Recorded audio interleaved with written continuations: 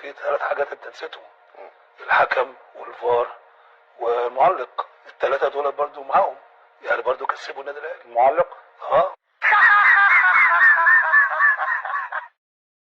بص يا عبد الله، انا مش عارف كابتن جمال كان كابتن منتخب مصر ازاي في كاس العالم للاسف في 90 بامانه يعني. ليه تصريح من قبل اللي انا اقوله عليا ما بفهمش كوره لو الاهلي خد الدوري والاهلي خد الدوري 2019. يعني انت اتهمت نفسك بعدم الفهم، فما بعد خلاص خلصت، يعني ده يندرج تحت حاجه تانية بقى. امبارح بقى سمعت اغرب حاجه في تاريخ المظلوميه الزملكاويه، ان السبب 1 الحكم من كابتن جمال عبد الحميد، 2 الفار، 3 المعلق. فالمعلق هو يقصد بلال علام، نبرة صوته كانت متحيزة للنادي الاهلي، ده هو ده اللي يقصد. هو مقتنع بكده ازاي؟